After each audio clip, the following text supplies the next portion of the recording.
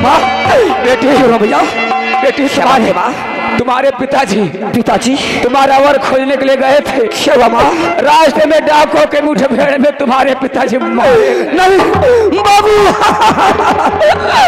बाबू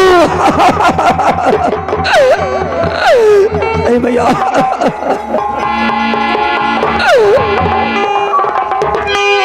क्या बात है बहन आज मैं क्या देख रहा हूँ इधर मैया की आंखों में आंसू बहना की भी आंखों में आंसू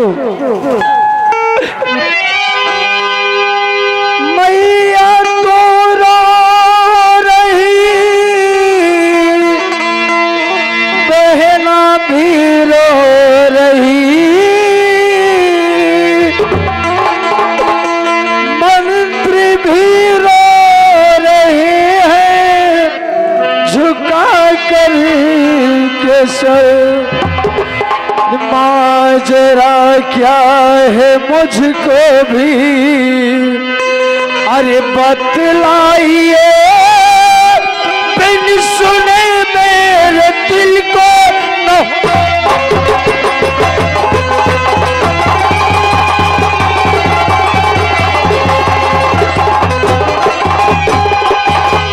हेलो माजरा क्या है मुझको भी अरे बतलाइए बिन सुने मेरे दिल को ना होता सबर।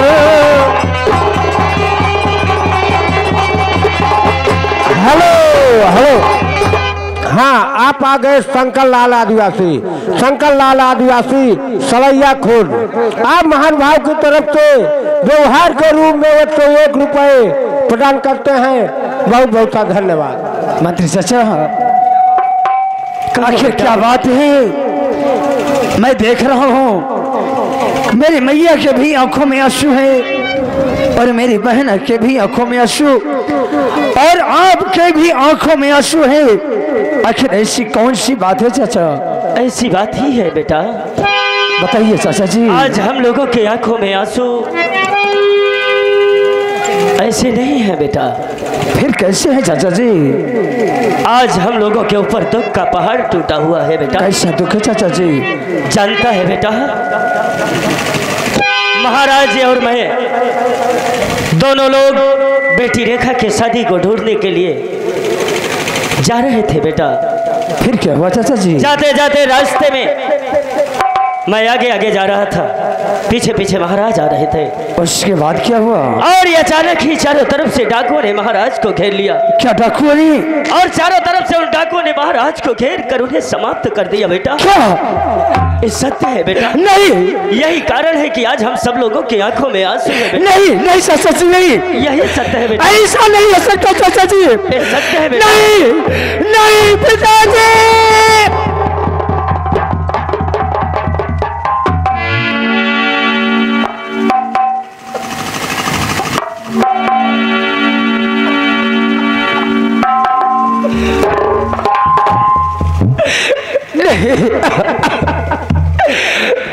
ये झूठ है ऐसा नहीं हो सकता। मेरे पिताजी को डाकुओं ने नहीं मार सकते। नहीं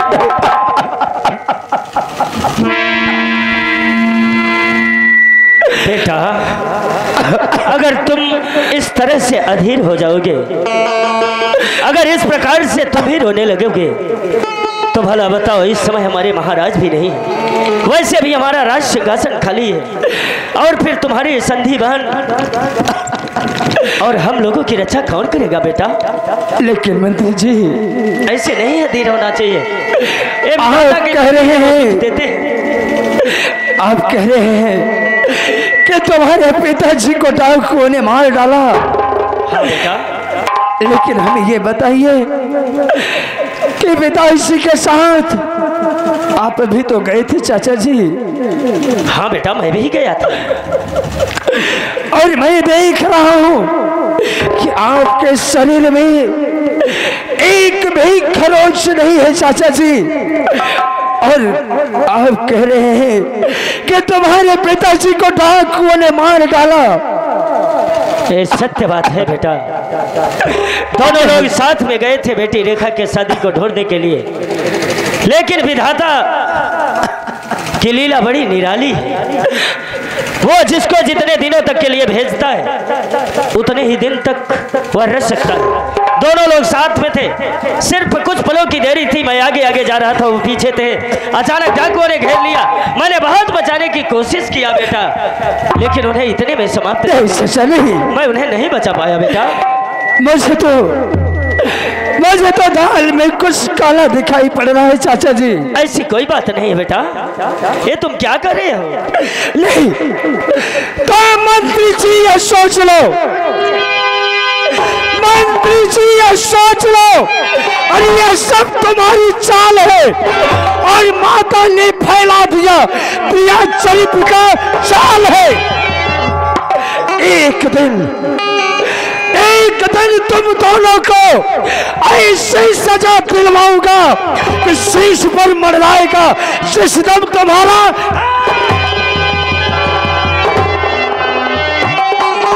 एक पहचाना तूने अपने बाप के कातिल को? सांप के बट सपोले। दाल काली नहीं बल्कि पूरी दाल काली है। सत्य ठीक ठीक पहचाना तूने। तो भोल सिंह अरे ज्यादा बढ़ के न बातें करे रे, भोल सिंह ज्यादा बढ़ के अरे न बातें करे।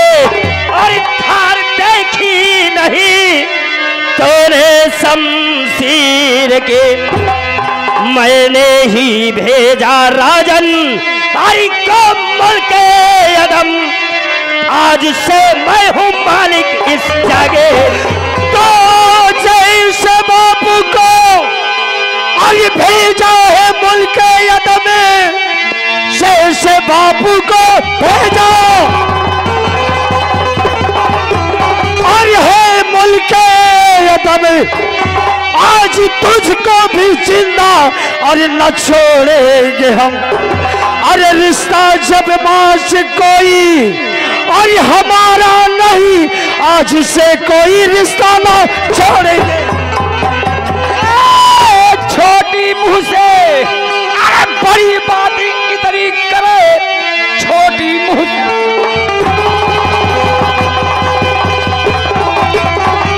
अरे इतनी करे। आज उस दिन का बदला चुकाऊंगी मैं। तूने चंडाली ने एक दिन अरे कहा था मुझे, अरूप चंडाली गायब।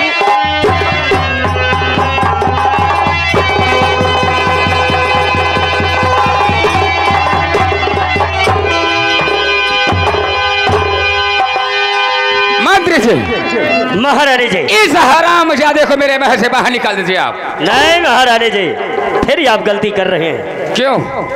सांप के बच्चे को इस तरह से अगर आप छोड़ देंगी तो क्या सोचती हैं हम लोगों के लिए ठीक रहेगा?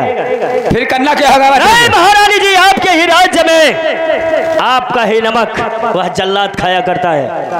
मैं ये सोचता हूँ कि आज उसे बुलाइए और इस हरामखोर को उसी जल्लाद के हवाले कर दीजिए। ठीक ना है। रहेगा बांस ना बजेगी बांसुरी। तो बुलवाए जल्लाद को ले जाए हरामजादे के। जल्लाद हाजिर हो।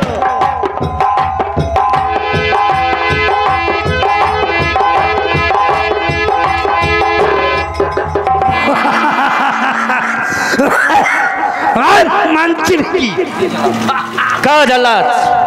कौन ऐसी जरूरत पड़ गई कि आज जल्लाद को बुलाना पड़ा? तुम्हें तो ये मालूम है कि जब किसी के आखिरी रात होती है, आखिरी शाम होती है, तो जल्लाद को बुलाया जाता है।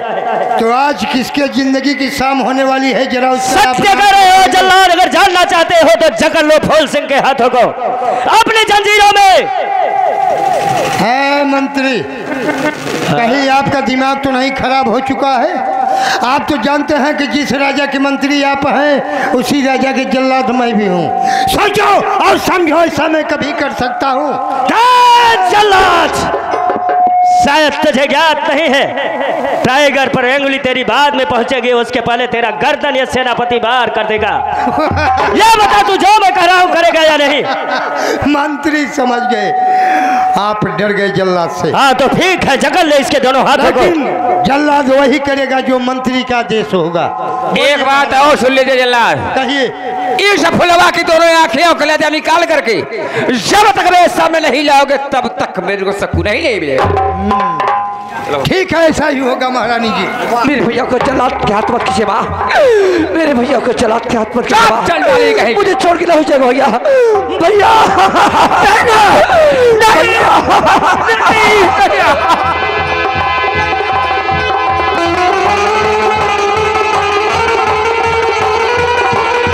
भैया हेलो हेलो, हाँ आप आ गए। राजेंद्र साकेम बहियारी के रहने वाले हैं। लड़के मतलब दूल्हे राजा जी के बुआ जी, उनके तरफ से चलती हुई सीन पे 21 रुपए पुरस्कार। बहुत बहुत धन्यवाद महारानी जी। हराम जादी, आखिर इस अंधी बेटी को क्यों निकाल दिया? इसको मेरे लिए छोड़ दिया होता। ओह मंत्री जी, अरे वो अंधी, दोनों आँख की अंधी, वो क्या करेगी? मैं हूं ना। ये भी बात आप सत्य करें, परंतु महारानी जी अब काम की बात किया जाए। काम? कौन सा काम? एक तरह से अब हम लोगों के रास्ते से सारे कांटे हट चुके हैं। एक बाकी मार्ग में कोई बाधा नहीं है।